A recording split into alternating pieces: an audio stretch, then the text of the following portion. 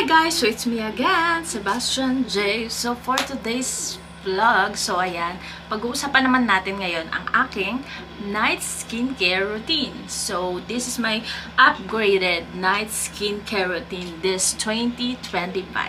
So what's yours? So ano pang hinihintay nyo? Lego!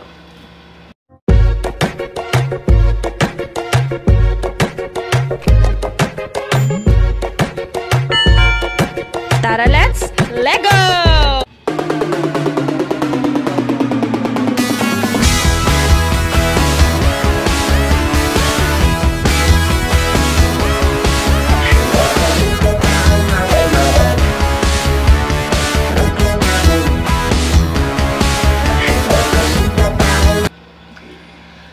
So, yun nga.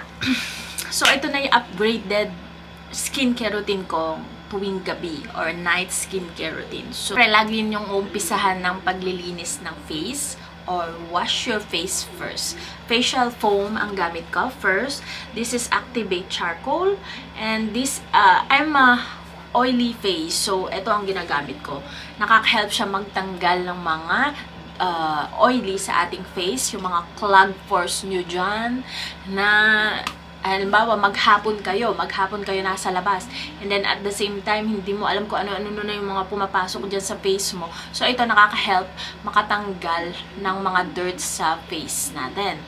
Like, kaya nga tayo nagkakatigyawat kasi hindi natin nalilinis ng mabuti yung skin natin. So, that's why nagka-clog yung pores natin and nagiging pimple siya. Kaya, pag halimbawa, nag-clog yung pores nyo and hindi nakalabas yung oil dito sa ating face, yun yung nagiging tigyawat. And then, pwede siyang maging pimples at pwede siyang magnana. Ganon. So, yun, na-experience nyo na ba yun? So, kailangan maghuhugas muna kayo or mag-wash kayo ng face nyo using this. This is my step 1. And then, the second one, syempre, after maglinis ng face. So, I am using this micellar water. Ito yung aking ginagamit. Pond's Vitamin Micellar Water Rose. Brightening Rose for all skin type. Syempre, kahit cleanse tayo ng face, gamit yung water, minsan hindi na may natatanggal or may hindi natatanggal, right? So, ayun, kailangan naglilinis ka din or nagki-cleansing ka din using this.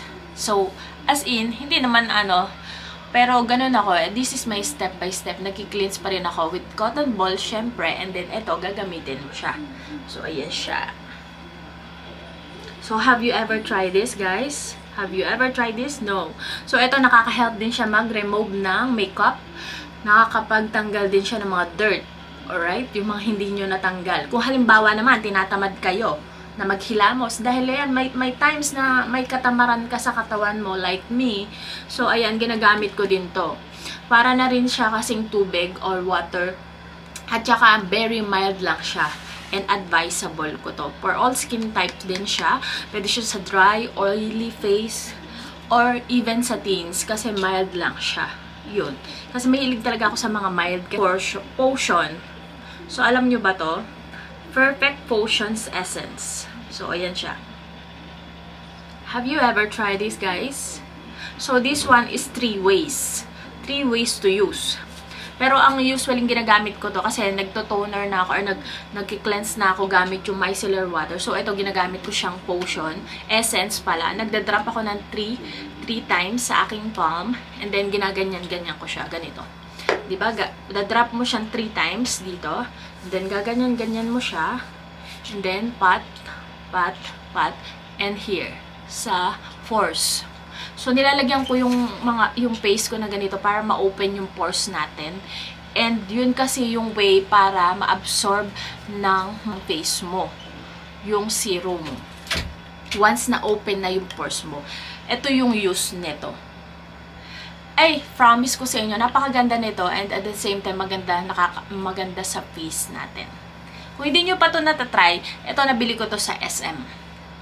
Meron silang sariling, may sarili silang stand doon kung saan puro pants lang yung tinitinda nila. So, ayun yung third ko. Pero nagagamit din to as a mask. Halimbawa, meron kayong cotton pads, tapos maglalagay kayo dyan, i-absorb mo lang siya, ilalagay mo dito siya, and then, ma-absorb na yun ang face mo. Lalo, for example, sa mga may pimples ka, or mga rashes, ganyan, ilalagay mo siya dito. Ito yung sample sa likod, ayan. Yan yun. And then, pwede mo rin siyang gamiting toner, ayan. Ayun yung 3 ways na dito sa likod yan. Ito na yung serum. Ito yung serum na ginagamit ko. So, ito yung Niasourcinol Deep Repair Technology. So, ayun. So, kasi, itong serum mahalaga talaga siya.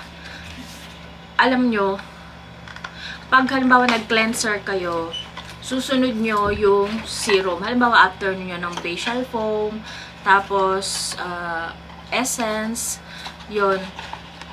Serum na yung susunod nyo. Kasi yung serum kasi may maliliit siyang molecules. Pag yung mga maliliit na molecules, yun yung dapat nauunang na-absorb ng skin mo. Dito, ganyan. So, halimbawa, after nyo mag-facial foam, mag-micellar water, and then portion essence, ito na yung susunod nyo.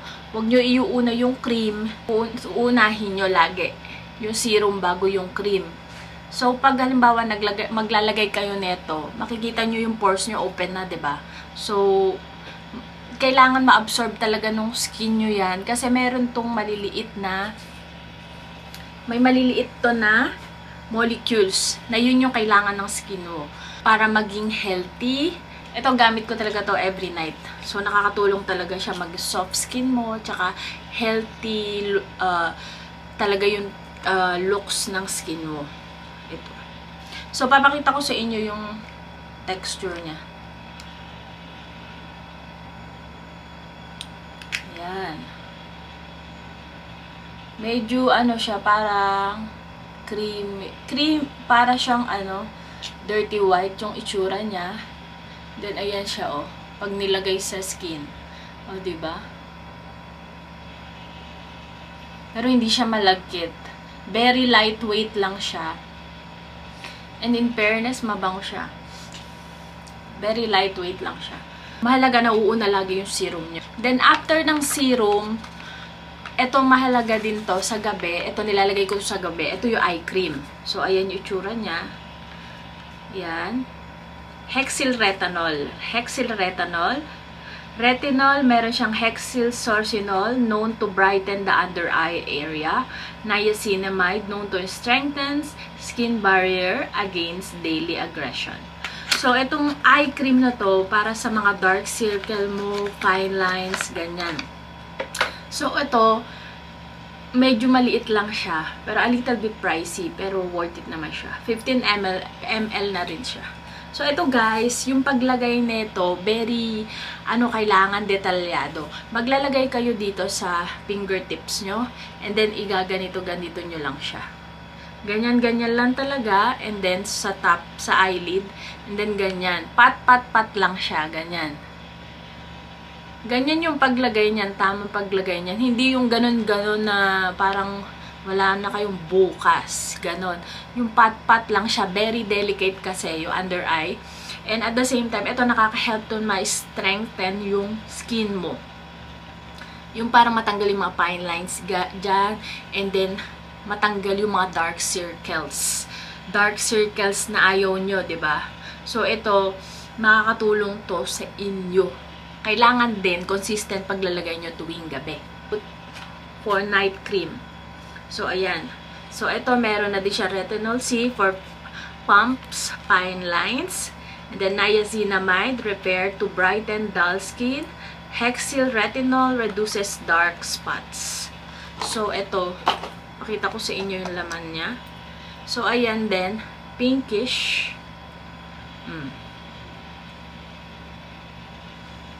Then, mabango din siya. Hindi siya katulad ng mga cream na hindi mabango. So, may na-try ako before, sobrang hindi mabango. So, ito guys, after nung serum, after nung eye cream, tsaka kayo maglalagay nito. So, ito nakaka-help sa mga fine lines, and then sa mga dark spots na mag-lighten, and then nakaka-help din siya sa skin mo mag-brighten. So, ito makikita nyo naman yung effect niyan pagkagising nyo. Ganon. Kasi night mo siya ilalagay.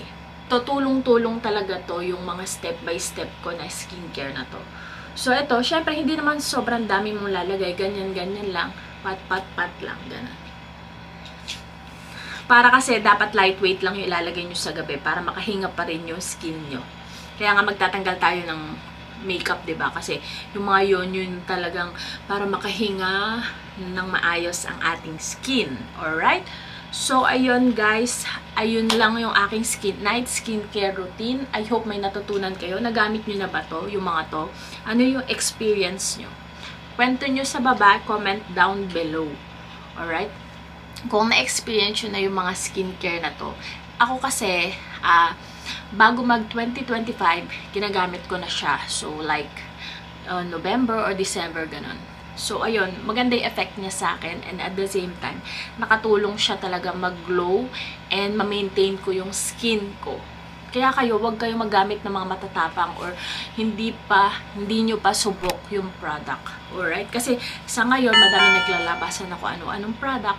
Pwede nyo naman silang itry, pero once na hindi nag-irritate yung skin nyo, i-stop niya na siya. Kaya hanggang dito na lang at nag-memory card. No space on memory card yung aking camera. So, ayun. So, hanggang dito na lang ating vlog. And lagi nyo tatandaan, nothing is impossible with God. And lagi nyo lang i-pursue yung dreams nyo. And someday, somehow, God is always listening to you. Bye! See you in my next vlog!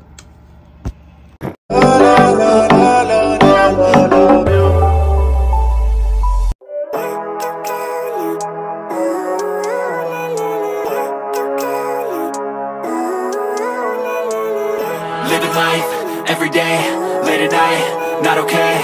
All I want, and I pray